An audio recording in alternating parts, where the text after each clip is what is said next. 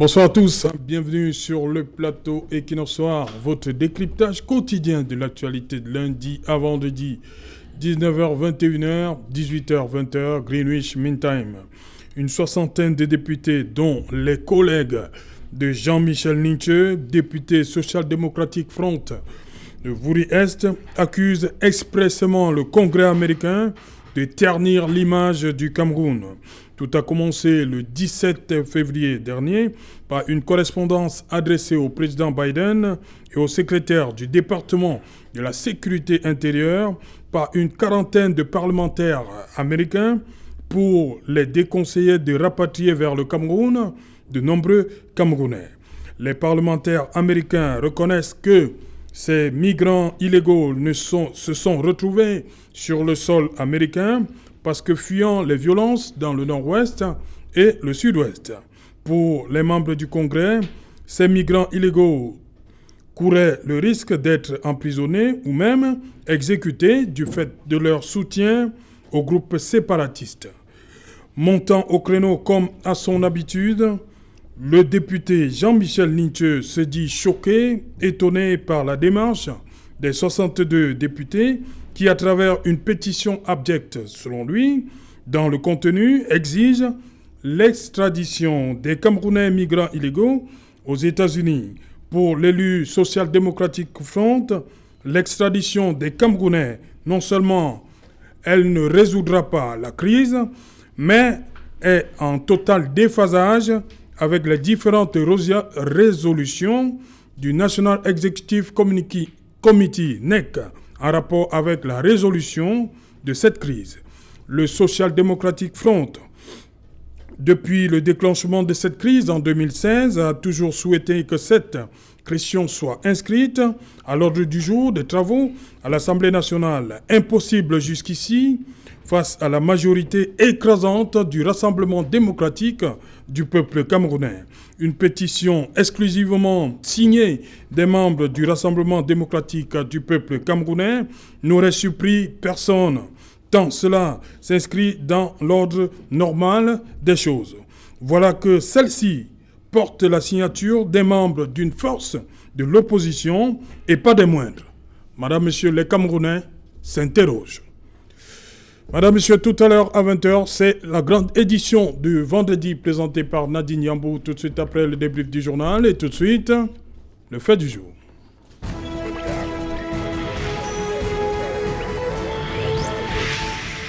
Crise dans le nord-ouest et le sud-ouest et pétition des parlementaires. Pourquoi ça divise? Madame, Monsieur, pour tenter de répondre à cette question, nous avons invité ici en plateau. Je commence par lui, il vient de loin. Serge Aimé Bikoy, bonsoir. Bonsoir, Serge Aimé, salut à tous. Bienvenue à Douala. Hein. Merci bien, merci beaucoup. Il y a un compatriote qui est basé du côté du Montréal au Canada. C'est DJ Tef que nous saluons singulièrement. C'était un inconditionnel de cette émission Equinox Soir. Une émission qu'il suit régulièrement et avec beaucoup de satisfaction. Voilà. Il avait préparé beaucoup de choses pour ce soir. Malheureusement, les artistes... on a voulu penser aux artistes avec la dernière actualité, mais les artistes n'ont pas répondu présent à ce rendez-vous.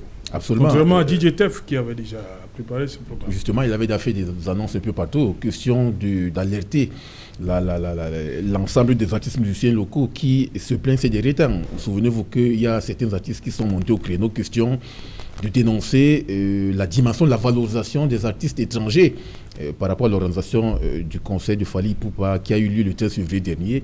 Il y a eu quelques semaines avant l'annonce de ce concert, un ensemble d'artistes musiciens tels que Camille Briand, qui était l'une des figures emblématiques, ayant lancé justement le mot d'ordre de boycott de ces artistes-là, parce qu'il estimait que les promoteurs culturels, de même que les organisations des spectacles, ne travaillaient pas à la valorisation et à la sublimation de ces artistes locaux. Oui. Mais je pense que le débat est beaucoup plus systémique.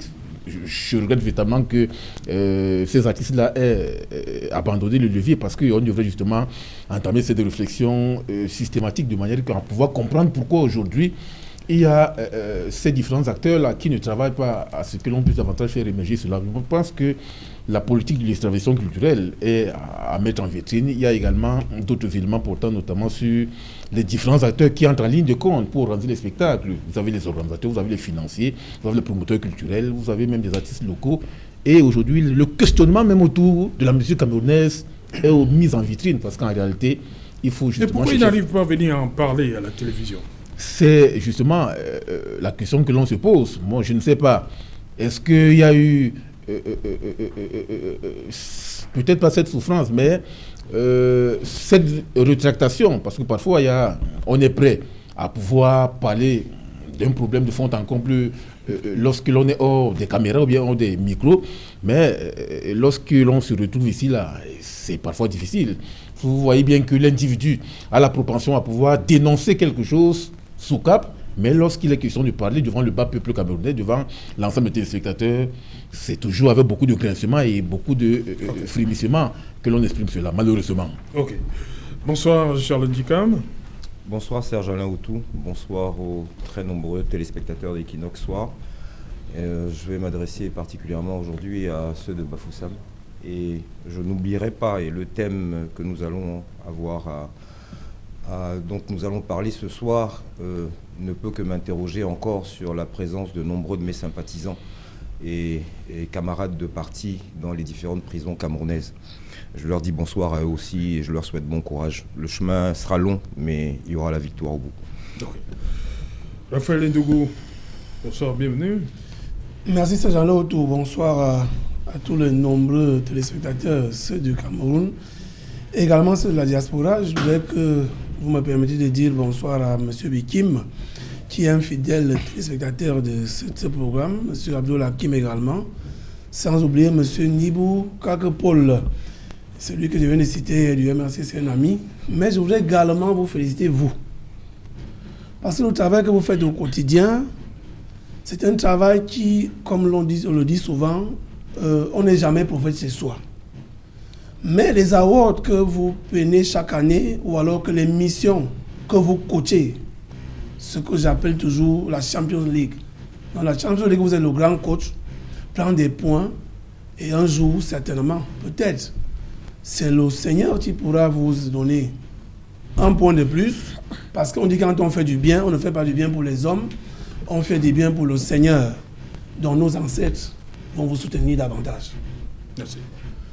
Xavier Bellemé, Anna, bonsoir. Oui, bonsoir mon cher Alain, merci de l'honneur que vous nous faites une fois de plus ce soir en nous invitant à votre précieux programme. Et je profite avec votre permission de saluer tous les militants de la région littorale, et particulièrement ceux de Mbongo, le ferme suisse, et le président de la ferme suisse Ibrahim, aussi ceux de Mbanga. Voilà. Xavier Bellemé, Anna, est-ce qu'il y a crise au sein du SDF aujourd'hui? Bon, votre question est lourde de sens et qu'il est hors de question pour moi ici de nier une évidence. Cela c'est un fait. Et je voudrais ici d'abord souligner pour que les uns et les autres le comprennent mieux. La plupart de mes camarades ou sympathisants de mon parti qui me suivent en ce moment, je ne suis pas ici pour manifester mon militantisme vis-à-vis d'un individu. Oui. Ou je ne sais encore quoi, mais affirmer que je suis militant du SDF et responsable de la communication régionale SDF pour la région littorale. Et c'est dans ce cadre que j'ai répondu à votre invitation. Et je me dois de dire des choses telles qu'elles se présentent et sans priorité aucune. Le problème, c'est quoi? C'est que c'est une situation qui embarrasse beaucoup de militants SDF en ce moment. Et vous avez fait allusion dans le titre, donc on débat aujourd'hui, la pétition signée par un certain nombre de parlementaires camerounais, et parmi lesquels, pas de moindre, un parlementaire du SDF qui a été notre candidat à l'élection présidentielle. Vice-président du SDF. Le premier vice-président national, il y en a 5. Oui, premier vice-président. Premier vice-président. Et qui, dessus quoi, a été notre candidat à la dernière élection présidentielle. Et puis il y a la sortie de l'honorable Jean-Michel Nitieux. Oui. Et ces deux problèmes sont à la place publique. Et chez nous, on dit que quand un linge est sale, il se lave en famille, mais quand il se lave en public, on doit en parler. Je n'ai pas. Est-ce que c'est encore une histoire de famille? Ce n'est plus une affaire de famille, puisque c'est maintenant. On a séché le linge dans la rue, là. Maintenant, il est même lavé dans la rue, carrément, donc il faut dire des choses telles qu'elles sont. Et malgré l'amitié des uns et des autres, je me dois de dire la vérité. Il faut d'abord, rappeler ici les positions du SDF. Le SDF a toujours dit que la crise dans le nord-ouest et le sud-ouest, il a toujours condamné toute forme de violence d'où qu'elle venait. De deux, a toujours demandé au pouvoir de privilégier l'option du dialogue à celle de l'option militaire. Et que, deuxièmement, le SDF a toujours demandé qu'on puisse acter la forme de l'État fédéral pour assécher toute idée sécessionniste. Parce que le sécessionnisme a toujours existé au Cameroun depuis les années 61, que les deux Camerouns se sont réunis, et ça a toujours resté marginal. Malheureusement, il y a 4 ans aujourd'hui, 5 ans, à cause de la condescendance et l'autisme de l'autre gouvernant de Yaoundé, on se retrouve avec une situation grave. Moi, je me souviens à l'époque, c'était en janvier 2017, quand notre équipe nationale a été sacrée champion d'Afrique au Gabon. De retour, le chef de l'État avait organisé une grande cérémonie au palais. Il avait invité le chairman. Et le chairman, depuis le palais de l'unité, avait déclaré à vos collègues de la CIATV s'il a répondu à l'invitation du chef de l'État parce qu'il était difficile au Cameroun qu'un opposant comme lui rencontre le président de la République et qu'il ait un entretien avec lui. C'était l'unique occasion parce que la situation était grave. Et qui venait dire donc. Ils étaient déjà rencontrés en 2010. Non, ça c'était. J'ai dit, c'est des occasions rares. Le chef de l'État ne rencontre pratiquement pas son opposition. C'est une réalité, je n'invente rien. Oui. Nous sommes au Cameroun, sauf ceux qui ne sont pas au Cameroun, qui ne le savent pas. Et donc, le Tchamadon avait déclaré à vos collègues de la CIATV, à cette occasion, qu'il est venu rencontrer le chef de l'État pour lui dire ce qui est en train de se passer dans les deux régions du Nord-Ouest et du Sud-Ouest. Qu'il ne faut pas qu'il dorme et qu'il a la solution, lui, le président de la République, qu'il a maintenant réglé avant qu'il ne soit trop tard. Et qu'il avait dit à son épouse, il avait demandé à son épouse que madame, si votre époux dort, essayez de lui rappeler d'aller très vite parce qu'il sait de quoi il s'agit, il faut régler ça à temps. À l'époque, c'était encore les gens, les vieilles femmes, des jeunes hommes qui avaient porté l'arbre de la paix pour défiler, mais on a tiré sur eux et on a dit que parler du fédéralisme était comme être d'accord avec la sécession. Et on avait même un moment de proscrit dans le débat public à travers les plateaux de télévision et radio de parler de la forme de l'État fédéral. Voilà donc toutes les résolutions du comité exécutif national ont toujours condamné l'option militaire, ont toujours demandé, donc du SIF, demandé de privilégier le dialogue. Xavier Bellemé, on va faire simple pour ceux qui nous regardent en ce moment. Moi, j'ai dit vice-président. Vous avez insisté, vous, pour nous rappeler que Joshua Nambangui aussi est premier vice-président. Oui, il est le premier vice-président. Lorsqu'il prend donc la parole aujourd'hui, on connaît le contexte. Le chairman est en train de se retirer. Est-ce que lorsque Joshua aussi signe cette pétition, c'est lourd de sens quand même? C'est lourd de sens, c'est pour ça que je suis entièrement solidaire avec le communiqué et la sortie de l'honorable Jean-Michel Nietzsche, qui rappelle tout simplement la position officielle du SDF dans ce communiqué. Il rappelle la position régionale. Parce que nous avions, le SDF, à travers son groupe parlementaire à l'Assemblée nationale, a fait tout un blocus empêchant un Premier ministre de prendre la parole. Parce qu'on exigeait l'inscription à l'ordre du jour du débat à l'Assemblée nationale. C'est que l'ordre de gouvernance est toujours refusé à travers sa majorité obèse et mal acquise à l'Assemblée nationale. On ne peut pas comprendre aujourd'hui, entre deux sessions parlementaires, un groupe de députés puisse initier une pétition parce que les collègues américains ont demandé à les chefs de l'État de s'intéresser au problème du Cameroun. Nous sommes aujourd'hui à plus de 3000 morts dans les deux régions, une économie à terre, les gens, plus de des dizaines de milliers de Camerounais qui sont des déplacés internes et d'autres dizaines de milliers qui sont des réfugiés à l'extérieur. C'est une situation incroyable. Moi, je pense que cette pétition, non seulement frise même du mépris contre les citoyens camerounais, parce que l'Assemblée nationale, qui est la deuxième institution de la République après le chef de l'État, refuse d'inscrire à son ordre du jour le débat sur cette question éminemment grave. Et pourquoi aujourd'hui, certains députés en majorité, à l'écrasante majorité des députés du RDPC, initient une telle pétition parce que les collègues américains ont demandé à la chef de l'État de s'intéresser à la crise anglophone. Et puis de deux, c'est là qu'on demande d'extrader. La majorité de ces citoyens camerounais sont des militants du SDF qui, pour des raisons d'insécurité, se sont retrouvés aux États-Unis en demandant l'exil. Il y a plein. Votre vice-président ne sait pas qu'il y a des militants. Vraiment, je ne saurais répondre à sa place. Il est assez mature, il est assez grand pour pouvoir assumer ce qu'il a posé comme un acte. Vous lui poserez cette question le moment venu, il vous répondra. Et donc, il y a beaucoup de militants SDF qui bénéficient de ces asiles. Et puis de Dieu, il y a d'autres Camerounais qui ont fui le pays pour des raisons d'insécurité économique. Okay.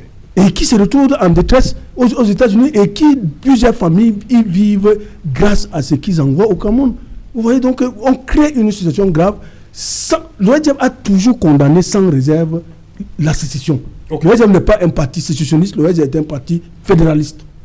Voilà, justement, Raphaël Ndougou, les parlementaires camerounais, pour répondre à leurs homologues américains, disent c'est un excès. Hein. Nous considérons que ces remarques sur le Cameroun comme est plus hostile, déstabilisante et désobligeante et de nature à ternir notre image et notre respectabilité dans le but d'induire en erreur l'opinion publique. Ça, c'est un discours qu'on entend très souvent. Est-ce que le fait que non seulement c'est le RDPC, on est habitué, mais le fait que des parlementaires issus d'autres formations politiques, et non demain, le Social Democratic Front, aient rejoint ceux du RDPC, il y a une plus-value, c'est quelque chose de plus. C'est-à-dire, pour vous, là-bas, comment les gens voient les choses autrement? C'est un acte patriotique? Vous allez voir que je parlerai à mon nom propre. Premièrement, ce que je veux dire, c'est que est-ce que répondre au Parlement américain résout le problème de la crise dans le Nozo actuellement? Je ne pense pas que ce soit une solution qui résout le problème qui date depuis 2016. Maintenant, j'aurais bien voulu que cette pétition signée par des députés du RDPC, même du SDF, demandant à l'élite politique, toute chapelle confondue et religieuse du Nozo, de se mettre ensemble pour d'abord réfléchir eux-mêmes quels sont leurs problèmes et puis maintenant porter ces problèmes à l'attention de celui qui nous gouverne. Ça permettrait donc d'aller d'abord voir le mal dans la racine. Parce que s'il y a une pétition pour le Parlement américain a dit ce qu'il a dit, et puis maintenant on voit si on peut trouver des solutions par rapport à ça, au lieu de chercher à répondre. Cette façon de vouloir faire toujours où on veut répondre, parce que peut-être on se rend compte que l'image du pays, et ainsi de suite. Quelle est la solution idoine? Nous l'avons toujours dit ici. Nous pensons qu'il faut... C'est ce que le cardinal Toumi, à un moment donné, avait voulu organiser. C'est-à-dire qu'il a voulu réunir ses frères et sœurs issus des mêmes régions. Je crois qu'il ne se fait pas tard pour revenir sur cette affaire. Et nous avons proposé même que le Premier ministre qui est là, qui est un chef traditionnel, puisse réunir tout le monde qui est de ce côté-là. C'est-à-dire qu'on appelle les religieux, les hommes, les chefs traditionnels, l'élite politique, pour qu'ensemble, qu'ils puissent voir quel est le problème. Maintenant, vous vous souvenez... On dit que l'élite a échoué, elle n'est plus assez représentative. Hein. Tout simplement parce que c'est une hein. partie de l'élite qui fait ce que vous-même vous savez. Donc à un moment donné, ça ne peut pas résoudre le problème. Quand on veut soigner l'abcès, il faut percer l'abcès pour enlever ce qui est mauvais à l'intérieur avant d'administrer le traitement. On ne va pas amener une partie, et vous savez qu'en tout début de cette crise, à un moment donné, ces jeunes gens, ou alors certains vous disaient qu'ils ne se reconnaissaient pas derrière certaines élites. C'est-à-dire qu'ils n'étaient pas avec ces élites-là. Ils estimaient que ces élites sont les élites de Yaoundé. Donc moi je crois que c'est d'abord ça, premièrement. Maintenant, deuxièmement, est-ce que si on pouvait faire cette pétition dans ce sens, en ce moment dont je devais être d'accord pour dire, lorsqu'on se noie, on peut s'accrocher sur le serpent, disait Frédéric Odon. Parce que si ce sont les intérêts du pays qui sont en danger, nous pensons donc qu'on peut se mettre ensemble, résoudre les problèmes du pays avant que chacun se retrouve dans sa chapelle politique ou religieuse. Donc on peut se mettre ensemble pour une bonne cause. Mais pour moi, répondre au Parlement américain ne va pas venir résoudre les problèmes ici.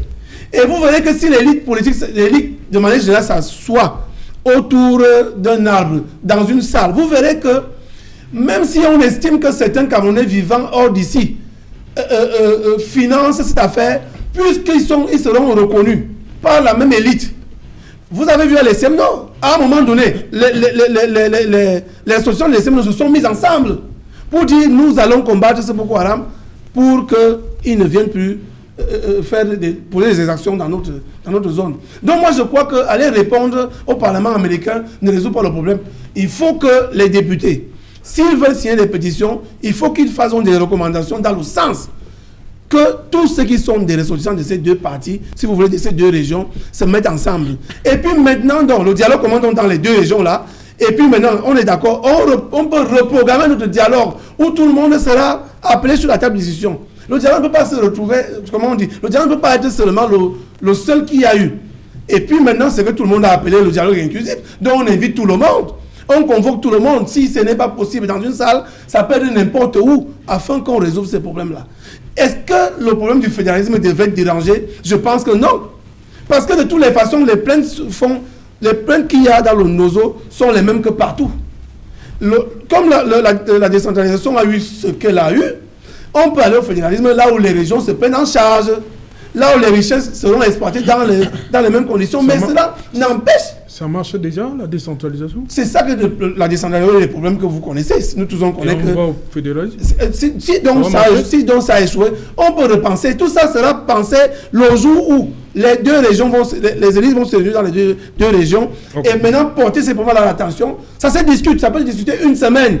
Mais parce que le pays doit rester debout, c'est la République qui doit passer devant. Ok. Charles Ndikam, comment vous comprenez on va appeler ça, rapprochement d'un leader d'une formation, l'opposition, vous comprenez cette attitude, cette pétition-là, avec ces noms-là qui reviennent? On se serait attendu à tout, sauf à ça. Je commence déjà par dire que je ne dirais pas les députés du RDPC, des députés du RDPC.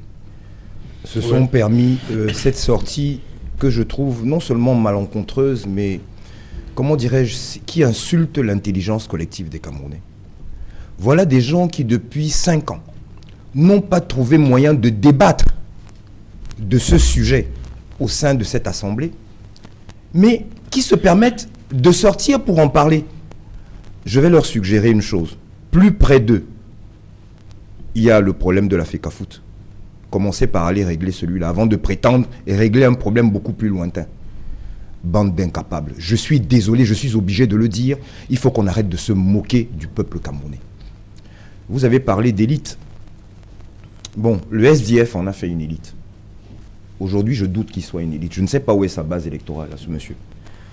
J'en profite pour dire et préciser que je ne l'inclus pas dans l'opposition camerounaise. Je le dis de manière haute et intelligible. Il n'est pas de ce SDF que moi j'ai connu. Non, c'est impossible. Je rappelle, monsieur le représentant du SDF sur le plateau a oublié de le dire, que lorsque votre parti a bloqué toute une session parlementaire, il était de ceux-là qui l'avaient bloqué. Je pense que lui, comme les camarades avec lesquels il allait signer, sont en conflit avec la cohérence. Mais lui, plus qu'eux. Je voudrais ici aussi interroger d'autres qui sont prompts à faire des tweets, à sortir sur les plateaux, sur les photos et sur Facebook, qui sont prétendument de l'opposition aussi. Je m'attendais à ce que ceux-là, dès la sortie de ce courrier, fassent ces mêmes tweets pour dire « je n'en suis pas, je ne suis pas d'accord ». Mais leur silence est assourdissant. Quand on leur dit qu'ils accompagnent, alors qu'ils se taisent et qu'ils mangent en silence. Mais il ne faut pas partir de 62. Qu'à cela ne tienne, c'est un silence coupable. C'est un silence coupable pour un parti qui prétend être un parti d'opposition. Je n'arrive pas à comprendre que des gens qui sont incapables d'aller faire cette même déclaration à Bamenda, à Yaba Hotel, ils s'adressent aux Américains. La dernière fois qu'ils sont sortis de Yaoundé, pour ceux d'entre eux qui sont originaires du NOZO, c'était quand? Tout un ministre de l'administration territoriale marche avec un bataillon du BIR, originaire du NOZO lui-même. J'attends de le voir aller, lui, dans sa région d'origine, dans son groupement, seul. Non, nous en avons assez. Nous en avons assez.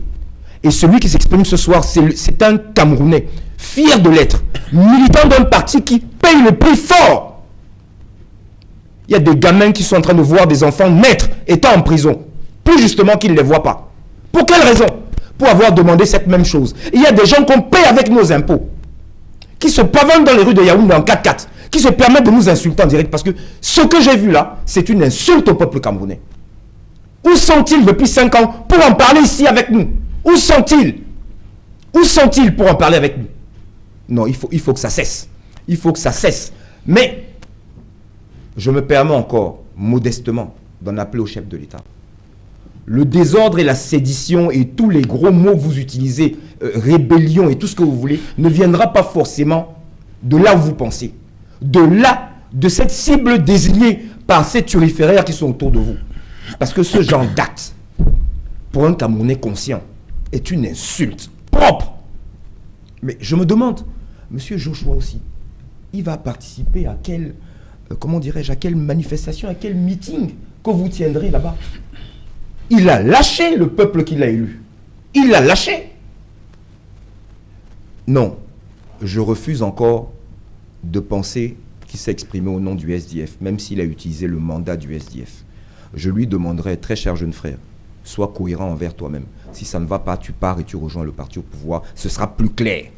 Mais ceux-là qui ont pris ce parti-là, ils ne sont pas la majorité des députés du RDPC. Ce sont des députés du RDPC. Je connais leur patron, qui est prompt à faire de l'exercice littéraire chaque fois qu'un certain président d'un petit parti politique fait une sortie médiatique. Monsieur Famendongo, je crois qu'il est temps que vous aussi, comme vous avez la plume si facile, que vous sortiez pour dire ce que vous pensez de ce qu'ont pondu vos ouailles. Pour l'instant, j'en resterai là. Voilà, Serge Mebikoy, le premier vice-président du SDF qui a signé cette pétition, il est, on va le dire comme ça, repris quelques jours après par le président régional SDF pour le littoral.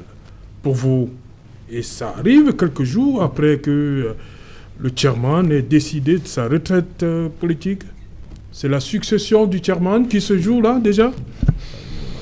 Absolument, c'est une grille de lecture que j'ai eu l'occasion de développer cet après-midi dans une tribune libre intitulée Jean-Michel Nitieux, 2 points, le potentiel successeur de Ni John Fround à la tête du SDF. Je le dis pourquoi? Je le dis parce que je me focalise notamment sur une nomenclature de déterminants nous permettant de comprendre la grille de lecture que le président régional du SDF pour le littoral a développée dans sa communication hier. Le premier point porte notamment sur un problème de fond, à savoir que depuis 5 ans déjà, l'Assemblée nationale n'a pas encore entamé un débat sur la crise anglophone. Et c'est la raison pour laquelle aujourd'hui on ne peut pas comprendre que l'USDF, qui est la formation politique qui a posé ce débat, notamment en novembre 2017, à travers l'honorable Joël Wilba, qui a eu toute forme de contingence, de turbulence, de manière que ce dernier puisse aujourd'hui aller se domicilier à l'Occident. On ne peut donc pas comprendre que cette posture critique que le SDF a émise dès le départ soit aujourd'hui critiquée ou bien bottée en touche par l'un des mandataires, qui plus est le premier vice-président national du SDF, à savoir Joshua aussi, qui a signé justement cette pétition-là. C'est un problème justement à dénoncer. C'est pour cela qu'aujourd'hui, le député du SDF du Vouri critique systématiquement la démarche que les 62 parlementaires ont mise à contribution pour justement critiquer les membres du Congrès américain. Le deuxième élément ici vise davantage à constater que il est question, lorsqu'il y a un problème de fond qui se pose avec acuité, de ne pas l'aborder de manière lapidaire et lacunaire. C'est-à-dire qu'il y a un débat interne qui devrait davantage être posé. L'USDF a notamment des parlementaires qui peuvent se réunir de manière à poser ce problème. Est-ce qu'il est question de participer à la rédaction ou bien à la communication portant notamment sur l'adresse d'une pétition à ces membres du Congrès américain? Ça n'a pas été fait. On a donc constaté que le premier vice-président national du SDF s'est décidé, ex-cathedra, à apporter son nom, sa caution à cette pétition-là. C'est pour cela qu'aujourd'hui on peut davantage estimer que la position que défend Jean-Michel Nitieux est quand même digne d'intérêt. Parce qu'en réalité, on se rend compte qu'à l'interne, il n'y a pas eu ce débat-là. Sinon, pourquoi cette dissonance cognitive entre les deux députés du SDF? Le troisième élément ici qui vise davantage à mettre en relief un autre aspect, à savoir que nous sommes dans un contexte où l'on débat déjà sur la gestion de la transition à la tête du SDF. C'est pour cela que vous avez posé la question portant notamment sur les batailles successorales post-Ni John Fround. Surtout que le chairman du SDF a, au cours d'un déjeuner de presse tout récemment à Yaoundé, c'était le 11 février dernier, déclaré manifestement devant la presse nationale et internationale qu'il n'est plus prêt à se présenter à nouveau à une présidentielle déterminée. Et deuxièmement, pour lui, il n'est plus question d'apporter sa contribution à la réflexion sur l'ensemble des problèmes sociopolitiques qui se posent avec plutôt au Cameroun, d'autant plus qu'il est aujourd'hui, il a relevé, affecté par une certaine lassitude.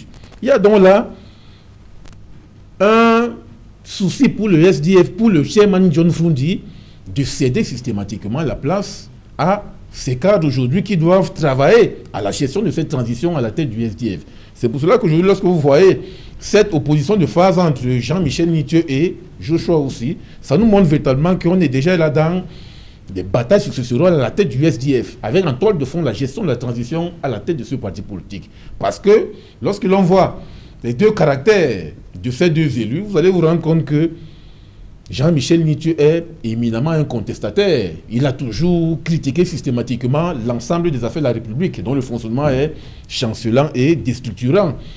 Vous vous souvenez que ces derniers mois, on a vu les tribunes libres de ce dernier visant davantage à critiquer la gestion de la pandémie du coronavirus au Cameroun. On a vu également ces différentes tribunes qu'il a commises, question d'interpeller le gouvernement camerounais sur la gestion d'un ensemble de problèmes de fond. Or, le premier vice-président national du SDF est resté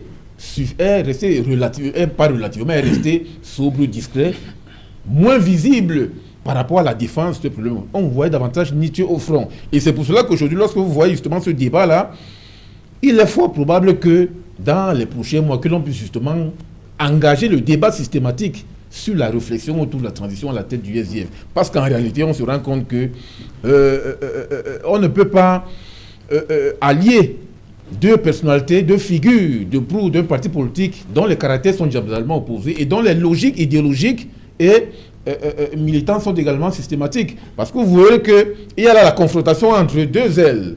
L'aile modérée, incarnée par Joshua aussi, et l'aile dure, représentée par la tête emblématique Jean-Michel Nitieux. Donc c'est cette confrontation-là entre l'aile dure et l'aile modérée qui va permettre aujourd'hui de constater qui finalement va gérer cette bataille et va vaincre de manière que l'on puisse avoir quelqu'un qui puisse gérer justement cette transition à la tête de l'État. Il faut savoir qu'aujourd'hui, Jean-Michel Nitieux se positionne également comme la figure qui veut réincarner la modalité de la contestation et de la protestation que SDF originel a justement mené depuis la naissance du SDF le 26 mai 1990. Donc on est là comme une espèce de disciple qui veut travailler à la reproduction de l'aile contestataire du SDF qui a été connue depuis les années 90. Malgré que ces derniers temps, la crise anglophone a justement été à l'origine de la faiblesse et de la décrépitude de ce parti politique. Voilà, Xavier Brémé, SDF, on va dire originel, c'est Jean-Michel Nitieux, ça vous fait sourire. Bon, voilà, on veut comprendre. Hein. C'est la parole d'un journaliste dont j'ai un grand respect pour son analyse parce qu'il est dépouillé de toute contrainte que nous avions. Parce que nous sommes sous le feu de l'action. Vous êtes partisan. Il a la distance nécessaire pour pouvoir faire une analyse pertinente. Donc je n'ai rien à dire. Oui, on veut comprendre. Face à tout ce qui se passe là, vous avez des indiscrétions par rapport à la position du chairman John Fundi, ou bien le NEC va trancher tout ça, tout ce qui est en train de se dessiner là. Et le prochain NEC, il est prévu pour quand?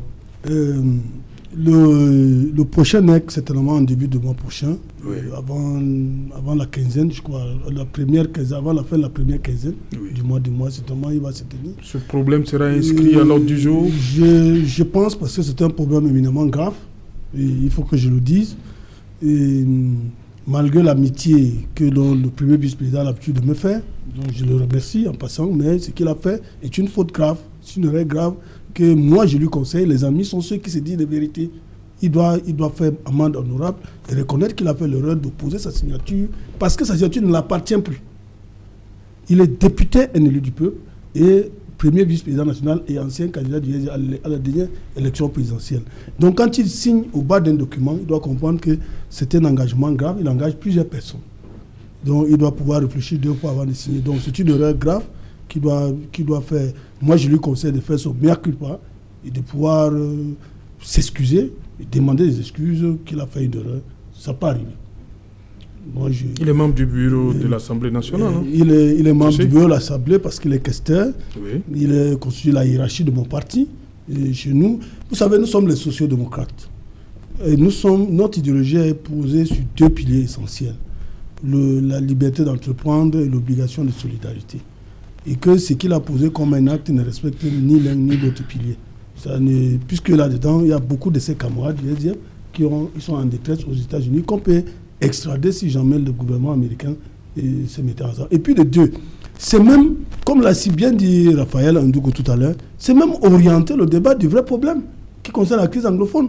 Aller s'attaquer à la pétition des parlementaires américains ne peut rien régler des problèmes de la crise anglophone, alors qu'on a un gouvernement qui refuse depuis de régler définitivement cette crise. Et puis il faut rappeler, le nord-ouest et le sud-ouest constituent le socle granitique électoral du SDF. C'est même à la limite un complot contre le SDF. C'est même un complot. C'est qu'il faut dénoncer. Parce que cela nous a privés de plusieurs élus aujourd'hui. Cela a eu un impact négatif, même pour son résultat de l'élection présidentielle. Moi, j'ai suivi les élections présidentielles à travers le Cameroun. La campagne des présidentielles en 2018. Les gens m'ont posé plusieurs fois la question que, mais, comme ses frères, je prends l'expression de la base, comme ses frères ne vont pas voter, est-ce que si on ne va pas le voter, ça aura un impact. Donc lui-même, il a eu les 3%, parce que justement, à cause de cette sale guerre dans le nord-ouest et le sud-ouest, donc le SDF s'est toujours insurgé contre.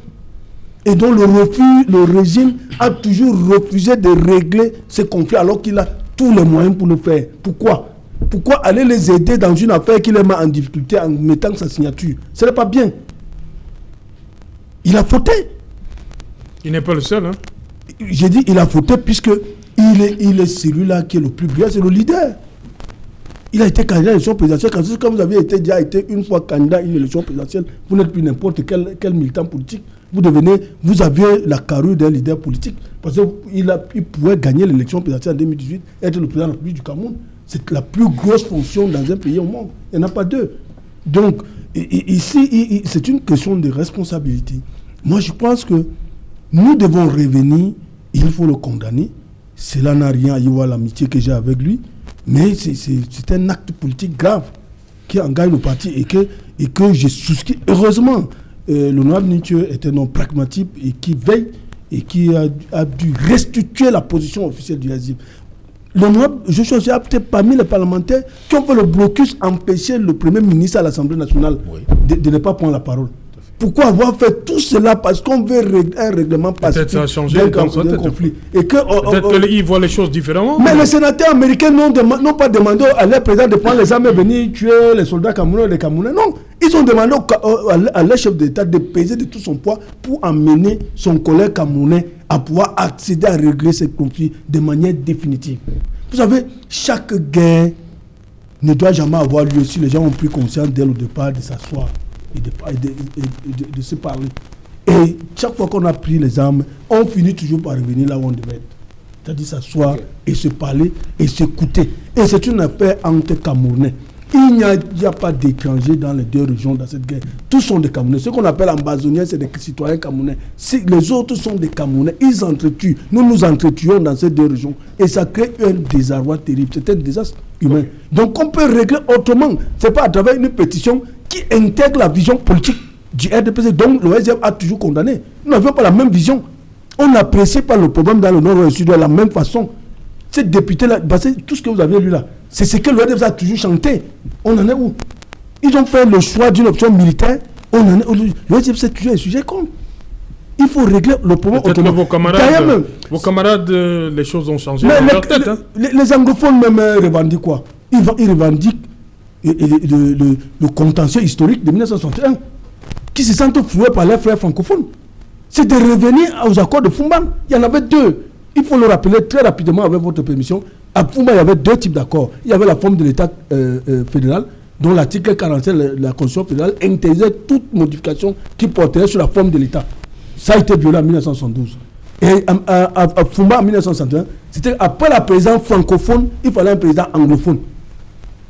Aujourd'hui, on se retrouve avec deux présidents francophones qui sont à plus de 60 ans de pouvoir. Et les anglophones sont où? Il y a 7 institutions au Cameroun, mon cher Céjalin. 7 institutions, la République du Cameroun a 7 institutions consacrées par la Constitution. La première institution, c'est la présidence de la République. C'est un francophone. Deuxième institution, le Sénat, c'est Niad Dipendi. C'est un francophone. Troisième institution, le président de l'Assemblée, il s'appelle Kavaïge Djibril, c'est un francophone. Quatrième institution, Premier ministre, qui est un anglophone. Et c'est le seul.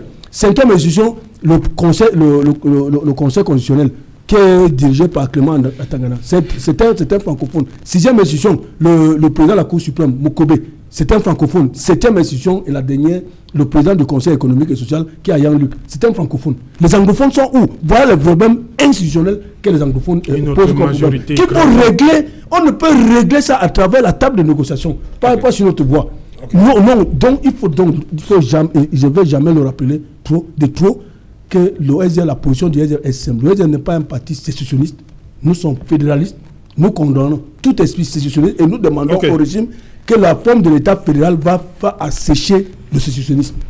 Et il faut un anglophone comme président de la République du Cameroun pour régler ce problème. Je voudrais renchérir. L'analyse de Serge Bikoy est pertinente. Mais je voudrais lui dire une chose. Quand il parle de deux ailes, je pense qu'il donne du poids à une d'entre elles.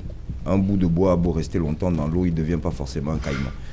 Je me rends compte aujourd'hui que malgré le nombre d'années passées dans la politique, sur la scène politique, coaché par un grand homme comme Ni John Foudi, Joshua aussi fait des erreurs de débutant. Sauf à déclarer une scission. Scission dont il partira seul. Parce que je ne sais pas quels sont les militants de ce SDF-là que moi je connais qui le suivront dans sa posture. Ça, c'est la première des choses. Deuxième des choses, il faut qu'on comprenne bien une chose. Si même il y a guerre de succession, voilà encore une situation qu'il faut relever. Il faudrait qu'on arrête de donner le pouvoir aux gens. Il faut que les gens acquièrent ce pouvoir à la force de leur conviction, à la force avec une force de persuasion à l'endroit de ceux qui vont effectivement faire le choix de leur candidature. Voilà un monsieur qui a tout hérité de Ni John Foudi. Il s'est battu où? Non, qu'il aille au charbon.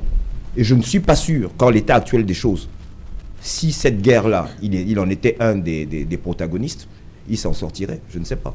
Parce que même Douala Premier, tout ça, c'est pas tout on dit. Et je ne veux pas trop m'immiscer dans la politique intérieure d'un parti qui plus est allié, parce que étant d'opposition véritablement. Et si nous sommes là aujourd'hui, on le doit au SDF. Mais je trouve vraiment malheureux que ce soit l'un de leurs plus grands cadres, sinon le plus grand en activité, qui puisse commettre ce genre d'acte. Je pense que ce n'est que Ni John Foudi, s'il veut rendre un dernier service à son parti avant de le quitter, il devrait le convoquer au plus vite et que ce monsieur soit mis en minorité. Il n'y aura pas d'effort à faire pour cela. Et que soit il revient sur ses propos et prend le rang, soit il part. Mais nous saurions souffrir de cheminer, parce que c'est aussi le sens des dernières démarches. Et donc, d'ailleurs, l'honorable Nietzsche est responsable de se rapprocher des autres partis politiques afin de voir comment est-ce qu'ensemble nous pouvons trouver un consensus pour imposer un certain nombre de choses, un certain nombre de vues de l'immense majorité du peuple camerounais au gouvernement d'en face. Nous ne pouvons souffrir de marcher avec des gens parmi lesquels il y a des gens qui ont ce type de comportement. Voilà, rapidement, Raphaël Ndougo, qu'est-ce qui empêche donc que la question du nord-ouest et du sud-ouest soit inscrite à l'ordre du jour de travaux de l'Assemblée nationale depuis plus de 4 ans que ça dure? Malheureusement, j'ai aimé On ne voit pas les choses de la même façon au RDPC? Non, de toutes les façons, il ne s'agit pas du RDPC. C'est que les gens meurent dans le nozo. Qu'on soit du RDPC ou ailleurs, on doit en parler. Il n'y a pas que... ici, il s'agit pas de parti. Pourquoi on bloque donc? On est à l'Assemblée. Pourquoi le RDPC bloque cette question? Quand le groupe parlementaire SDF s'est soulevé autrefois, ils ont fait entendre leur voix, même si cela n'avait pas été pris en compte. Et ce qui est souvent gênant, c'est qu'à un moment donné, vous avez suivi le président de l'Assemblée nationale autrefois parler du Boko Haram parmi nous. Ça veut dire qu'il a quand même parlé. Pourquoi est-ce que, depuis que les gens meurent dans le nozo, ça fait un problème? J'ai aimé la fin de la lettre ou alors de la sortie de l'honorable Nietzsche. Tout assistant d'où qu'elle vienne allant dans le sens de demander à Yaoundé de promouvoir une démarche pacifique de sortie de la crise est la bienvenue. Ça veut donc dire que tout le monde peut participer de par ses idées, de par ses propositions, afin que les gens arrêtent de mourir, afin que notre économie cesse de baisser, d'aller, j'ai envie de dire, de tomber dans la ruine. Parce que tout simplement, c'est notre pays qui doit rester debout. Donc je ne comprends pas pourquoi aujourd'hui ça fait problème si il faut en parler. Je vous ai dit à l'entame que je propose que l'élite là-bas aille s'asseoir pour discuter de ces problèmes, puisque le SDF a perdu des places à l'Assemblée nationale et même des communes avec cette fameuse crise. Merci. On revient après le journal parce qu'elle est déjà là, la dame du vendredi. Elle, c'est Nadine Yambo. Bonsoir Nadine. Au menu ce soir. Bonsoir Serge Alain, bonsoir également à vos invités. Ce soir au journal de 20h, nous reviendrons sur ce rapport de Human Rights Watch sur la situation des droits de l'homme au Cameroun. L'ONG accuse notamment l'armée camerounaise d'abus sur des populations civiles dans le chaudron de la crise anglophone. Elle fait notamment allusion à l'attaque du 1er mars 2020 où une vingtaine de femmes ont été donc violées. Nous ferons le point au journal de 20h. Nous parlerons également de l'opération annoncée par le maire de la ville de Douala pour lutter contre l'incivisme et les désordres urbains dans la capitale économique, avec notamment l'occupation anarchique de la voie publique. Vous l'avez certainement constaté, les commerces sont installés aux abords de la route, occasionnant ainsi de nombreux désagréments au sein de la population. Donc jusqu'où ira l'opération du maire? Élément à suivre au cœur du 20h. Nous reviendrons également sur cette sortie de la 38e promotion des élèves de l'école militaire interarmée EMIA de Yaoundé.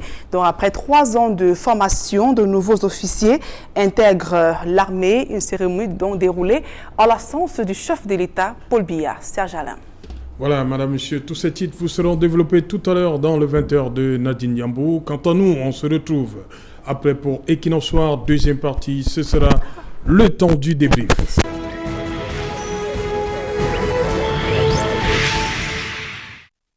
Retour sur le plateau Equinox Soir, toujours en compagnie de Raphaël Ndogo, Charles Ndjikam, Xavier Bellemé Anan et Serge Aimé Bikoy. Serge Aimé Bikoy, vous venez de Yaoundé, le phénomène il est également visible, perceptible là-bas, mais c'est le maire de la ville de Douala, Bassandine, qui a décidé d'appeler ça restituer le trottoir aux piétons. Ça veut dire forcément qu'il y a un problème. Les piétons n'ont plus où marcher parce que les trottoirs sont occupés par d'autres choses. Oui, restituer les trottoirs aux piétons, ça sous-tend qu'il y a un problème de désordre urbain. Oui. Cela est vrai. Nous sommes dans les grandes agglomérations où il y a véritablement ce problème de fond. Parce qu'aujourd'hui, on se rend compte qu'il y a véritablement le problème de fond que l'on peut davantage développer dans ce type de thématique, c'est l'urbanisation au Cameroun. On se rend compte que les grandes villes camerounaises n'ont pas été formellement pensées. Parce que lorsque vous voyez comment la ville est devenue aujourd'hui des grands centres de marché, parce que dans les villes, vous avez justement cet amoncellement des marchés, des bars dancing, des cabarets, des écoles, des centres de santé, des hôpitaux. Bref, la ville n'obéit pas à une structuration formelle, telle que le pensent notamment les urbanistes ou bien les experts en matière d'urbanisme au Cameroun. Et c'est pour cela qu'aujourd'hui, lorsque l'on voit les différentes méthodes de lutte contre le désordre urbain, implémentées notamment par les différents maires, la question fondamentale que l'on se pose, est-ce que ça pourra permettre davantage de lutter contre ce chaos urbain qui est constaté depuis des années? Je me souviens que c'est un problème qui émerge avec, en toile de fond, les différentes actions liées à la lutte contre la pauvreté. Parce qu'aujourd'hui, lorsque vous voyez cette implantation des différents acteurs commerciaux sur la voie urbaine, l'objectif fondamental, c'est de lutter pour l'adoption des stratégies génératrices de revenus. On se rend compte que lorsque l'on peut avoir un espace quelque part, on y investit et on y écoule justement les différents produits. Mais maintenant, lorsque l'on veut davantage penser ce type de méthode, il faut à la base, bien en amont, penser à la stratégie de resocialisation des différents individus. Parce que lorsque vous habitez, vous débouchez subitement sur la voie urbaine pour justement dissuader ces différentes populations ou bien ces différents commerçants, ça pose un problème. On a l'impression que on opte davantage pour la méthode coercitive, qui est, à mon sens, une méthode visant davantage à dissuader ces éléments-là. Mais je pense qu'il faut véritablement une méthode, une approche éducative visant davantage à rassembler cet ensemble de commerçants, de manière à leur faire savoir le bien fondé de la campagne qui va être lancée. Ça ne devrait pas être des méthodes qui doivent davantage surgir dans l'espace urbain, de manière que les uns et les autres puissent justement opposer une résistance farouche à cela. C'est pour cela qu'aujourd'hui, avant de penser une telle méthode, il faut intégrer l'ensemble des penseurs de la ville. On a les urbanistes, on a les sociologues de l'urbanisme, on a les architectes, on a les économistes, on a les géographes, entre autres. Parce que ça doit être intégré dans la nomenclature de la réorientation de l'urbanisation au Cameroun. Regardez comment nos villes sont conçues. Jetez un regard holistique sur Douala ou bien sur Yaoundé. Vous constaterez que rien n'est pensé de façon formelle. Ces grandes métropoles sont des villes coloniales qui, au fur et à mesure que les années ou bien les décennies se sont écoulées, il n'y a pas eu une politique de réorientation, une politique publique en termes de réorientation de l'urbanisation, de manière que l'on puisse davantage stratifier la ville. On ne devrait pas davantage retrouver dans la même ville un amoncellement d'un ensemble d'éléments qui apparaissent de façon spontanée. Les écoles, les stades, les hôpitaux, les bars dancing, les cabarets. Regardez aujourd'hui comment les différents quartiers populaires sont davantage pollués, pas pollués, mais meublés d'un ensemble de bars dancing. On a l'impression que rien n'est pensé, et même le système même de décalage des bars selon l'ordre formel n'est pas davantage respecté. Et on a l'impression qu'aujourd'hui, finalement, ces politiques publiques-là n'existent pas, parce qu'en réalité, si elles existaient, chaque année, on devrait davantage réfléchir en fonction de la démographie de la population qui est galopante au regard de l'effectif, qui est au fur et à mesure que les années s'écoulent croissant. Voilà, Serge Mebikoy, pour apporter un peu d'eau à votre moulin. Il y a le maire de la ville dit justement, en prélude à cette initiative, une équipe de jeunes enquêteurs sillonnera les artères de certains quartiers de la ville de Douala, notamment Bonanjo, Bonapriso, certains boulevards du quartier Aqua, boulevard de la Liberté, boulevard de la République, l'avenue du 27 août, choisie comme zone pilote pour cette opération. L'objectif de cette descente sur le terrain est d'informer et de sensibiliser tous les occupants des trottoirs concernés en vue de les amener à coopérer à la libération de ces espaces et d'en dresser une typologie des occupations pour un meilleur accompagnement de la ville. Chandikam, on entend souvent parler de OTVP, occupation temporaire de la voie publique, mais on a comme l'impression à Douala que c'est occupation définitive de la voie publique. Oui, ça va même bien au-delà de l'occupation définitive. Je vais vous citer un exemple qui est le mien propre. Oui. Une rue qui dessert l'intérieur de mon quartier, qui part donc de l'avenue principale, sur le goudron. Un chef de bloc se permet de donner une autorisation de quasiment vendre une place qui n'est pas la sienne, qui n'est même pas un terrain privé. Hein. Voilà, donc c'est pour vous dire à quel point est-ce que ce n'est plus temporaire. Oui, il faudrait non seulement changer la dénomination, mais supprimer tout cela, parce que c'est un désordre. On va encore s'étonner de ce que je dis, que ce gouvernement, avec à sa tête le chef de l'État, n'avait aucune prospective pour le Cameroun. Il a hérité d'un pays avec un certain nombre d'habitants, et jamais il ne s'est projeté en avant. Mais pourtant, il s'est projeté pour rester 40 ans. Mais comment est-ce qu'il peut se projeter, lui, dans le temps, mais ne pas projeter le pays et la ville avec ? Aujourd'hui, nous nous trouvons face à cette situation où il va très vraisemblablement falloir décongestionner. Mais même dans ces extensions qu'on observe de la ville de Douala qui se rapproche plus du pont de la Dibamba, de ce côté-là, ou je ne sais pas, du rond-point, comment il s'appelle, à la sortie de Douala pour aller vers le sud-ouest, etc.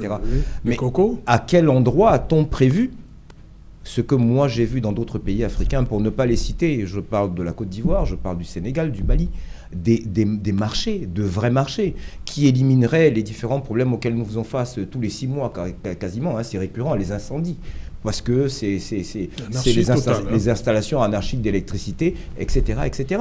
Donc c'est bien de faire sortir ces jeunes, ils vont aller se renseigner, mais ce qu'il faudra, c'est que ces 500 000 emplois dont on a entendu parler dans les 2 derniers discours du chef de l'État, j'invite encore les Camerounais à bien comprendre, hein, c'est un problème de dialectique qu'il n'a pas créé, mais qui se sont créés.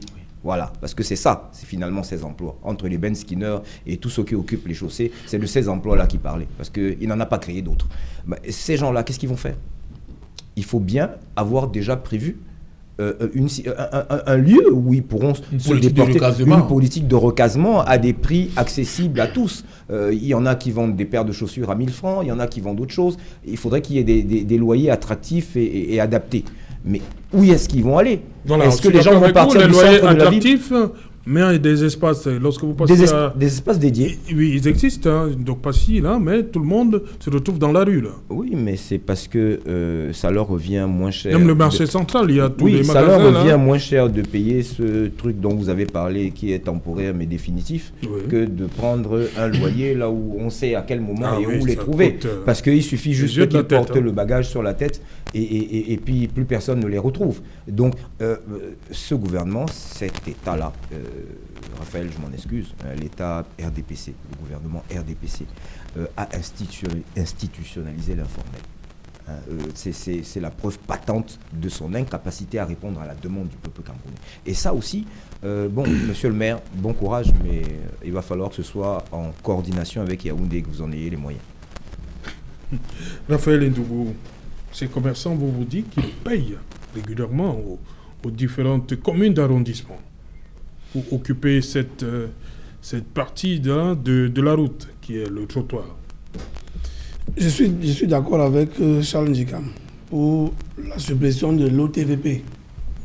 Parce que justement, à partir du moment où on pense 100 francs aux gens qui vendent, ou 200, voire 500 aux gens qui vendent sur le trottoir, ça veut dire que vous êtes donc les bienvenus sur le trottoir. Et il y a quelque chose qu'on appelle chez nous la tolérance administrative, dont on laisse. Et en espèces, Raphaël. Maintenant, c'est des espèces. Très bien. Et maintenant, aucune traçabilité. Vous laissez, et puis on va donc se surprendre que l'automobile ne peut même plus circuler. Vous avez cité le marché d'Opassi. Justement, quand vous avez suivi, d'ailleurs, je ne vous apprends rien, plusieurs accidents se sont souvent ont eu lieu là-bas, où une voiture qui perd le contrôle tombe directement sur les vendeuses. Donc, à un moment donné, et c'est pour ça que je veux dire à Charles que ce n'est pas une affaire du LDPC, parce que Dopassi, je crois que c'est dans Douala 3e. Et une mairie qui a également été contrôlée à un moment donné, je crois bien, si je ne me trompe pas, par le SDF. Donc, ce qui se passe, c'est que... Le LDPC là, actuellement. C'est le LDPC qui est là, mais j'ai autrefois. Donc, ce qui est vrai, c'est que quand on laisse ces gens-là venir vendre, tout ceci rentre dans ce qu'on appelle le désordre urbain. Vous avez suivi le déroulé du sociologue tout à l'heure. À côté des églises, les bars. À côté des établissements scolaires, les bars. Ça dit qu'on ne respecte plus absolument rien. On laisse, peut-être parce que quand une élection approche, on se dit qu'il ne faut pas déranger les gens, sinon ils ne vont pas voter des choses comme ça. Non. Si nous voulons faire des villes modernes, cassons les œufs pour faire les omelettes. N'attendons pas que X ou Y. Donc si monsieur le maire a donc tous les moyens, bien sûr, alors il va falloir travailler en collaboration avec les autres mairies. Et puis, quand vous prenez le plus grand carrefour, que j'appelle souvent le plus grand carrefour d'Afrique centrale, Ndokouti, nous voyons comment ça fonctionne là-bas. C'est-à-dire que ces deux arrondissements qui sont là, un arrondissement de Douala 3e a peut-être la police municipale, de l'autre côté, on ne sait pas comment ça se passe. Il faut une bonne synergie dans le travail. Si monsieur le maire sonne la cloche, il faut que les autres 5 mairies d'arrondissement de Douala l'accompagnent dans ce sens, pour que cela cesse. À un moment donné, même vous vous rendez souvent compte que nos petits-enfants ne peuvent pas apprendre à la maison. Parce que de lundi à dimanche, on vous distille des mélodies et on met des volumes qu'on ne peut pas imaginer. Vous ne pouvez pas vous plaindre. La pollution sonore. Et justement, on a par exemple ce qu'on appelle les chefs de quartier. On ne sait pas quel est leur chef de bloc. Niveau de compétence. À un moment donné, est-ce qu'ils sont écoutés? Est-ce qu'ils bénéficient véritablement de l'onction des populations de ce quartier? Tout cela. Donc je crois que si on veut lutter contre le désordre humain, il faut véritablement que tout le monde conjugue ses efforts, des autres mairies de Douala et même à Yaoundé. Okay. Mais ça implique, je voulais dire, ça impliquera de trouver des places de parking, notamment pour les bench skinners, parce qu'on est en train de parler d'occupation temporaire. Eux ne payent rien, mais ils occupent la chaussée. Ouais. Vous avez des carrefours où vous êtes quasiment obligé de les supplier pour pouvoir passer.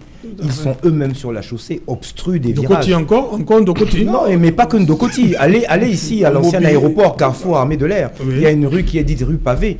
Quand vous venez de Bonanjo, ou que vous venez comment dirais-je, la clinique Saint-Jean pour ne pas la nommer, et que vous voulez aller vers l'ancien aéroport, ou que vous voulez prendre la rue pavée, vous êtes obligé de vous arrêter en pleine chaussée, de les supplier pour qu'ils se déplacent. Ils sont installés en attendant leurs clients au beau milieu de la chaussée. Donc eux aussi occupent la chaussée à plusieurs endroits, hormis ceux qui vendent. Je suppose qu'il y a une synergie parce qu'ils ont parlé il y a quelques jours, 2 ou 3 jours après sort cette note. J'espère que tout ça est coordonné, mais surtout qu'ils auront les moyens. Donc, mais les mototaximens ont une capacité de mutation dans l'espace urbain. Voilà. Ils ne sont pas justement statiques à un endroit. Je reste persuadé d'une chose, pour l'avoir déjà vécu.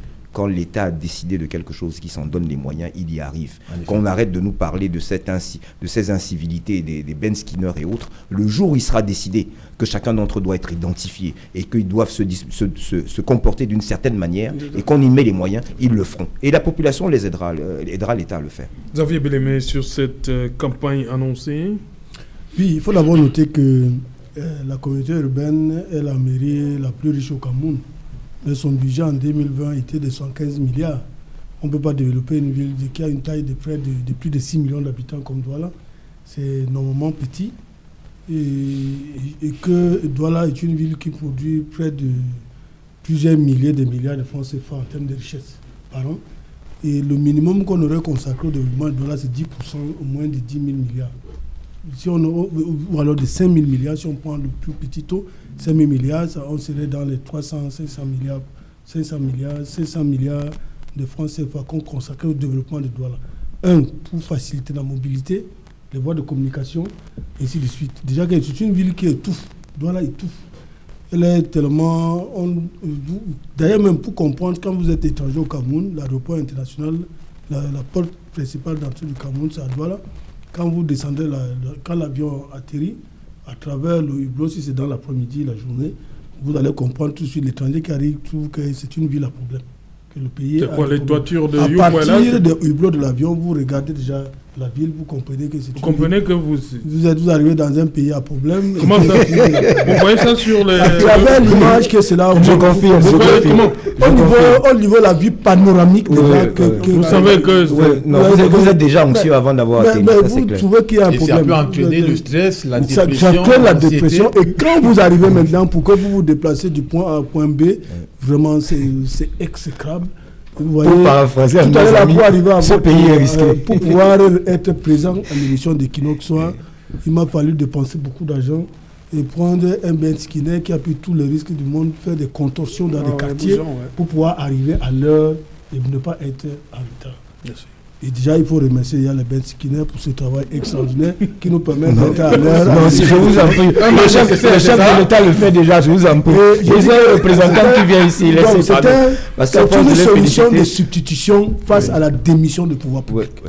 Parce que c'est quand même incroyable que dans une ville de la taille de Douala, que les transports publics soient abandonnés entre les mains inexpertes de ce qu'on appelle le Ben Skinner. C'est pas possible. C'est pas possible. Parce que il faut revoir Douala autrement. Il faut investir à Douala sur les transports publics. Parce que ailleurs, les gens habitent à 30 km de leur point de travail. Et ils vont tous les matins, ils arrivent à l'heure. Si le travail commence à 7h30, ils doivent au travail à 7h30. Parce que les moyens de transport public de masse... Mais c'est vers ça qu'on s'achemine. On n'a pas le choix. Non seulement sont moins chers... Aider à Douala sont confondus. Parce que vous ne pouvez pas habiter quelqu'un... Vous regardez, nous sommes dans un pays où le SMIC a 36 500 francs le mois. Et si vous trouvez une chambre à Newbel, qui est le quartier le plus périphérique de Bonandio, ou alors du port, pour ceux qui peuvent travailler au port, vous trouvez que vous ne pouvez pas avoir une chambre avec 36 500 francs, vous allez vivre comment? Si vous habitez à 24, vous pouvez trouver facilement une chambre à 10 000 francs, voire 15 000 francs. Vous allez arriver à Bonandio avec quel moyen? Rien que le taxi par jour, ça peut vous faire moins de 2 000 francs de transport par jour. Et vous n'allez pas atteindre les deux bouts. On va vous chasser du travail. Non, mais ce qui se passe, ces employés-là, finalement, se rattrapent sur nous, les usagers. C'est-à-dire que c'est vous qui finissez par payer leur transport. Il ne faut pas les en vouloir. Il faut qu'on organise la vie publique autrement, qu'elle soit articulée sur des sujets extrêmement importants, qu'on ait une vision. Il faut qu'il y ait des visionnaires. Il y en a eu dans ce pays. Il faut qu'il y ait. Il y a des Camerounais qui ont de la vision. Qui ont la vision futuriste d'une ville comme Douala. Douala aujourd'hui doit être pensé au-delà de la Dibamba vers la Sanamatim, vers Yabassi, vers le Mungo, et voire même pourquoi pas vers le sud-ouest, vers Tiko. Il faut étendre la ville pour que quelqu'un peut habiter même Bouya, quelqu'un peut habiter même Mbanga, quelqu'un peut habiter Edea et venir au travail à Bonanjo. Okay. Et que les moyens de transport soient adaptés et qu'il y ait des voies de communication. Il y a de l'argent pour ça. Celui qui habite Mbanga arrive même plus vite que ça. Cela traduit tout simplement la malgouvernance à laquelle voilà, on va revenir. Serge Bitcoin, le Social Democratic Front. On a vu ce qui s'est passé lors de la présidentielle de 2018. Un score jamais qui n'est... John Foudy n'a pas connu lorsqu'il était candidat. Souvent, à cette élection, les législatives sont arrivées, ça a plombé, le SDF une fois encore, on a perdu le nombre de sièges à l'Assemblée, les mairies, ils ont perdu également. On a vu lors du dernier NEC une espèce de SDF qui s'est réinventé avec la mise sur pied de 2 commissions, dont la commission Action, dirigée par l'honorable Jean-Michel Nietzsche. On a cru que le SDF voulait repartir sur de nouvelles bases. Voilà que survient cette autre crise. On a envie de se demander, est-ce que le SDF est définitivement condamné à ne plus nous rappeler le SDF des années 90 que vous avez évoqué tantôt? Oui. Il y a une crise de trop là qui vient de se mettre en route? Absolument.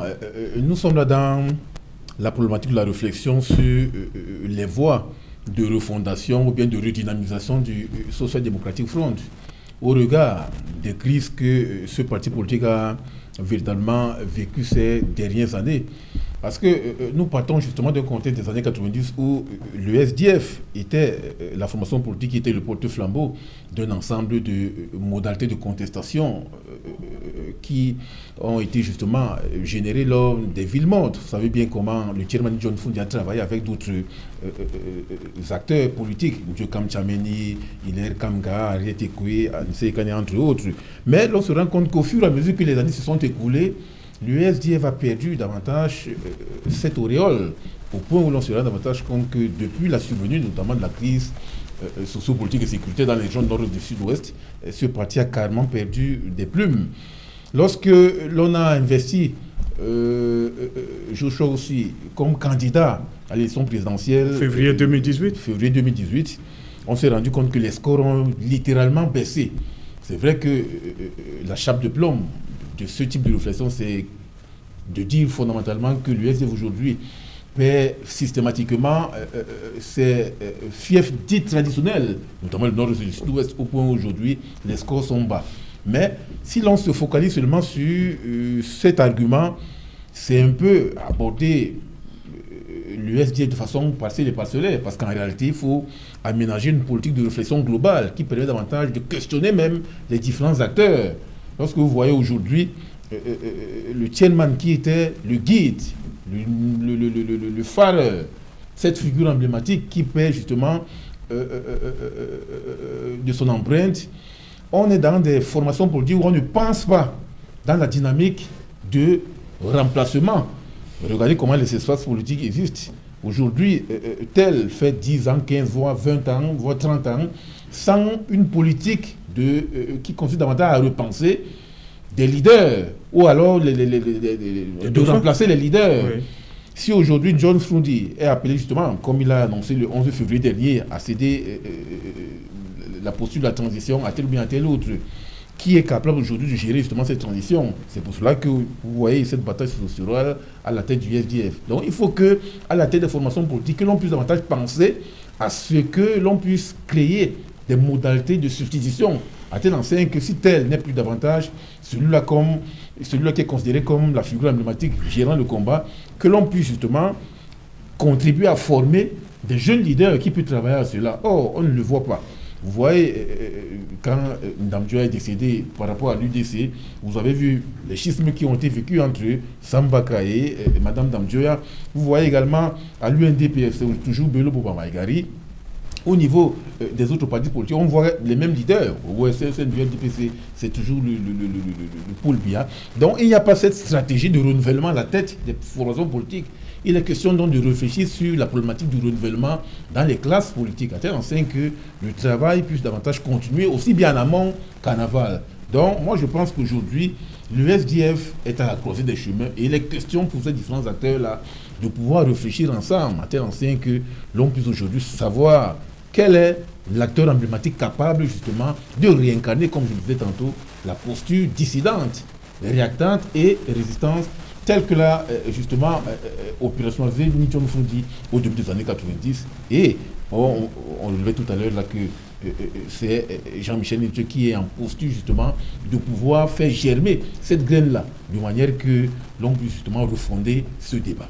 Ok, Xavier Bellemé, est-ce que cette autre crise va impacter sur ce SDF-là que vous avez voulu réinventer depuis le dernier NEC, avec surtout la mise sur pied de ces deux commissions?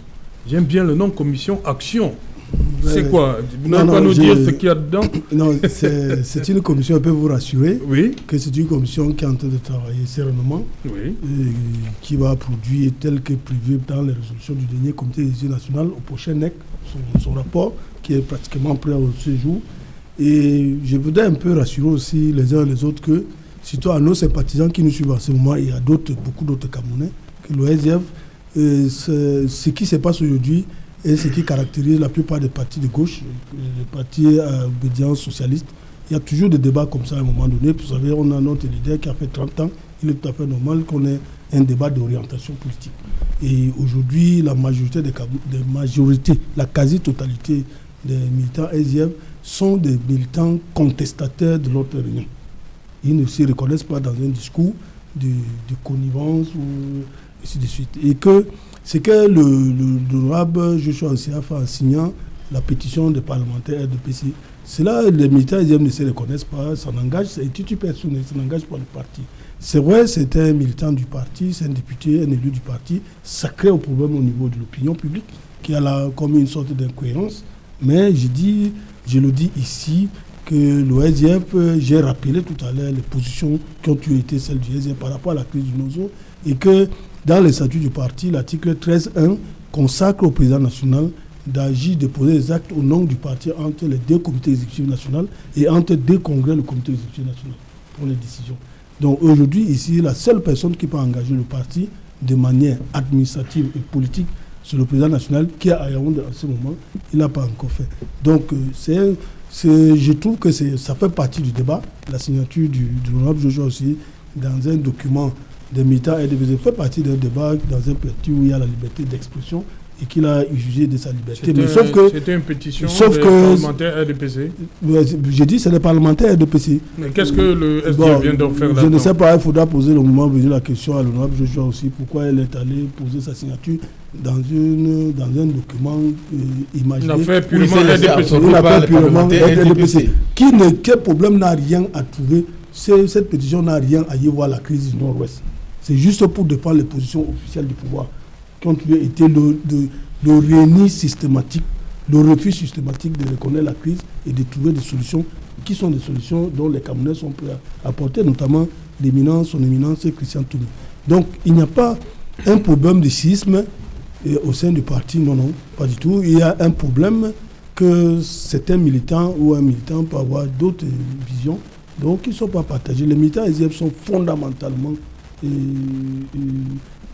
contestataires de notre région. Et d'ailleurs, notre parti a été fait à cet effet. Nous avions lancé un manifeste. Donc vous voulez nous dire qu'un bon militant SDF, c'est un contestataire? Un militant SDF ne se retrouve pas dans une vision RDPC. C'est pas possible. La pétition, c'est une vision RDPC? C'est une vision purement du pouvoir qui n'a rien à y voir au discours du SDF. Absolument rien.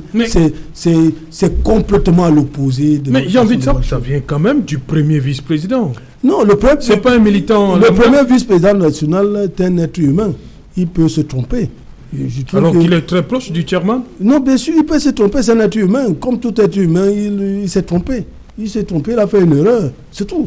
Moi, ce que je lui demande amicalement, et je lui remercie pour l'amitié qu'il m'a toujours fait, je lui demande amicalement que les amis, ce sont ceux qui se disent la vérité, qu'il a fait une erreur et qu'il doit demander pardon. Il fait son mea culpa. Il n'est jamais trop tard dans la vie. Il a signé la signature. Oui, mais il a déjà signé, mais il peut dénoncer sa propre signature, reconnaître qu'il a fait l'erreur, et c'est tout. Donc, voilà. Et moi, je trouve pas. C'est un être humain, il a fait l'erreur, il doit accepter son erreur et reconnaître publiquement qu'il s'est trompé. Et que le SDF ne se reconnaît pas dans une politique RDPC. Pas du tout. Nous n'avions pas la même façon de voir les choses. Le RDPC est un parti complètement centralisé. qui prône une décentralisation centralisée où la dévolution du pouvoir reste au niveau de l'élite. Une décentralisation centralisée. Oui, une décentralisation centralisée, alors que le SDF est complètement à l'opposé d'un système fédéral, une décentralisation dans des États fédérés avec un gouvernement central qui n'a rien à y voir de la décentralisation actuelle, qui est même mort-née et dont nous n'avions rien en commun, si ce n'est que nous sommes des co-citoyens d'un même pays, mais la vision de la socialisation des affaires publiques est complètement opposée. Donc un militant SDF ne peut jamais aller signer les mêmes choses que les militants RDPC. Sauf si, quand il s'agit, quand c'est des questions éminemment de la sécurité de l'État, comme dans le Nord-Ouest, encore même dans le Nord-Ouest, nous avions des visions complètement opposées. Nous n'avions pas la même appréciation. Donc c'est très différent. Ici, il faut tenir compte, et je pense que l'honorable Joshua aussi s'est trompé, comme tout être humain, et qui va faire son mea culpa. Je ne doute aucun moment qu'il pourra le faire et retrouver la sécurité. Avant le NEC? Je ne sais pas, je ne suis pas le... comment dirais-je... Un début.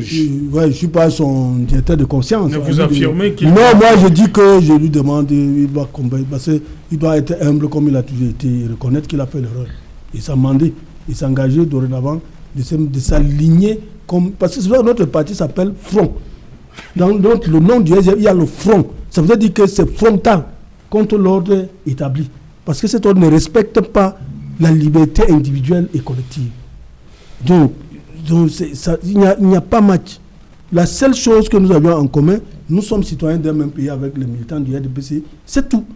Mais dans la gestion des affaires publiques, nous avions une vision qui est opposée, donc qui est frontale. Mais ils ont pensé que... Et c'est pour ça que la plupart des militants SDF se reconnaissent derrière les sorties de l'honorable Nietzsche. C'est ça le militant SDF, c'est ça le chairman. Nietzsche aujourd'hui incarne effectivement le chairman de 1990. Mais ils reconnaissent que l'image du Cameroun a été ternie par les propos des parlementaires américains. C'est pourquoi ils disent... Non, justement, les parlementaires américains sont des amis du Cameroun. Et tout ce qu'ils demandent, c'est que l'État américain, les États-Unis, aident le Cameroun à trouver des solutions pacifiées sur la crise de l'ONU. Okay. Alors, si un ami dit qu'il vient s'intéresser, d'ailleurs, M. Raphaël Ngoutou a lu la conclusion du communiqué de l'honorable Nietzsche, qui dit que nous sommes d'accord avec tous ceux qui vont venir nous aider à retrouver la paix. Okay. Et un ami est celui-là qui t'encourage à aller vers la paix, non pas vers la guerre. Donc, les parlementaires américains n'ont rien fait de grave que ce que l'OSD a toujours demandé. Et signer une pétition qui va contre cela, c'est-à-dire qu'on réunit ses propres convictions politiques en tant que militant ici. Raphaël Edougou. Ce qu'il faut retenir, c'est qu'au Cameroun, en ce moment, des gens sont dans une guerre de positionnement. C'est-à-dire que ce n'est pas seulement au niveau du parti, par exemple, RDPC, mais c'est partout. Les gens se forment des petits groupes et chacun sait que actuellement, notre président a un certain âge. Maintenant, la question c'est qu'est-ce qu'on a fait de l'école des cadres d'autrefois dans les partis politiques? Lorsque vous êtes un élu, comment vous devez vous comporter? Est-ce qu'il y a encore ça dans les partis politiques aujourd'hui? Ça, j'en doute. Maintenant, il y a également le problème du SDF. Le SDF a pris un grand coup avec l'arrivée en scène du MRC en 2012. Parce qu'un certain nombre de hauts cadres de ce parti sont allés au MRC. Et c'est encore allé plus vite avec la dernière élection, non seulement législative et municipale, mais aussi présidentielle. Donc du coup, certains cadres de ce parti peuvent déjà commencer à lorgner. Comment on va faire après? Est-ce que je vais rester là en singleton? Pourquoi? Parce que quand vous regardez le fonctionnement des partis politiques chez nous, j'aime souvent citer 1992. Je crois que l'UNDP avait peut-être 69 députés. 68. Très bien. Et l'UPC avait, je crois, 17 ou 18. Voilà.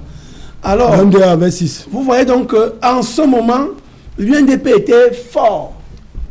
Mais citez-moi les hauts cadres qui sont allés créer d'autres partis politiques. Et du coup, qu'est-ce qui s'est passé? Dès que le président de ce parti a signé les accords avec le RDPC, les autres ont également suivi ceux qui sont allés créer d'autres partis. Suivez mon regard. Oui. Maintenant, est-ce que cela véritablement donne encore quelque chose à l'opposition? Il faut que l'opposition prenne les dispositions pour repenser une autre manière de fonctionner. Est-ce qu'en interne, on peut discuter? Est-ce qu'en interne, on peut accepter les propositions des autres? Est-ce qu'en interne, après la discussion, on peut continuer sur des nouvelles bases? C'est pour ça donc que je voulais garder un morceau choisi d'un artiste. Qui dit peuple camerounais, je te confie un secret. Si nous voulons construire notre pays, c'est dans l'entente et le dialogue. Il est inutile de croire que la main viendra du ciel, parce que tout dépend de nous pour la paix du Cameroun. Et il continue en disant, oui mes chefs, je crois que Charles Ndikam connaît déjà, oui mes chefs, mieux vaut tard que jamais. Si nous voulons aller plus loin, conjuguons tous nos efforts. Parce que dans l'unité, tout est possible.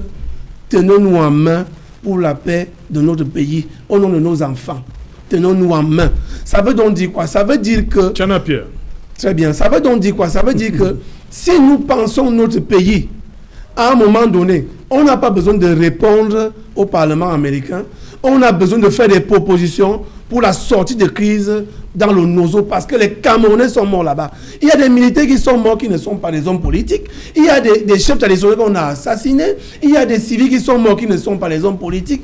Alors c'est la solution que nous voulons. Et si nous voulons la solution, tenons-nous en main pour trouver la solution. Et on va rentrer dans nos chapelles politiques après. Ok. Charles Ndikam, bonsoir. Vous. Oui, je voudrais rassurer mon copanéliste et voisin. Tout à l'heure, je disais que c'était une insulte à l'intelligence collective des Camerounais. Mais connaissant l'intelligence de Joshua aussi, je ne lui ferai pas l'insulte de penser que ce qu'il a fait, il ne l'a pas fait de manière volontaire. C'est à l'insu de son plein gré qu'il a fait ce qu'il a fait. C'est un brillant homme d'affaires, mais je pense qu'il, dans comment dirais-je, la gestion de cela, il a confondu le business avec la politique. Là, il s'est trompé de chemin. Ou alors, il a choisi un chemin. L'avenir nous le dira. Je le vois mal en train de revenir sur ses propos. Maintenant, peut-être qu'il s'est laissé abuser par ses amis de Yaoundé qui lui ont fait croire, puisqu'on ne peut plus rentrer, solliciter le vote à Bamenda ou à Kumba ou dans le Lébialem, peut-être qu'on lui a fait croire qu'on pouvait faire comme on a procédé jusqu'à présent, parce qu'ils ont décidé de vous donner les 2 ou 3 que vous avez. Ce sont eux qui ont décidé. Et ils ont décidé ça à Yaoundé. Peut-être qu'on lui a promis ça à Yaoundé. Mais sinon, s'il va sur le terrain avec Jean-Michel Nitieux, je crois qu'il vaut mieux qu'il fasse l'économie de ça, qu'il réinvestisse ça dans son business. C'est peine perdue. Je n'ai aucun intérêt, moi, Charles Ndikam, militant de l'opposition, militant du mouvement pour la renaissance du Cameroun, de souhaiter au SDF ce à quoi est en train de participer aujourd'hui Joshua aussi. Je dis non, bien au contraire. En leur sein, comme au sein de mon propre parti, ce type de personnes, vraiment, je suis désolé, n'a rien à faire. Rien à faire. Chez nous, on les laisse partir tout seuls parce qu'à un moment donné, ils se sentent à l'étroit, ils partent tout seuls.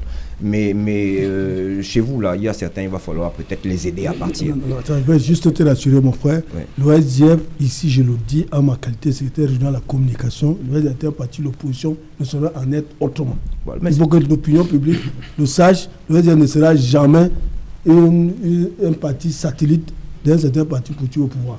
Ça, c'est proscrit. Je reprendrai l'hymne d'une grande équipe de football en Angleterre, We'll never walk alone. Nous n'avons pas l'intention, nous, au MRC, de marcher tout seul. Nous avons besoin d'un SDF fort à nos côtés et avec nous. Donc, il est hors de question, étant donné que vous connaissez les autres, leur position est connue. Là, la preuve, ils n'ont rien dit. Donc, eux, on ne peut pas compter sur eux. Ils sont venus faire ce qu'ils ont à faire. Quand ils auront fini avec les photos, ils partiront. C'était un épiphénomène.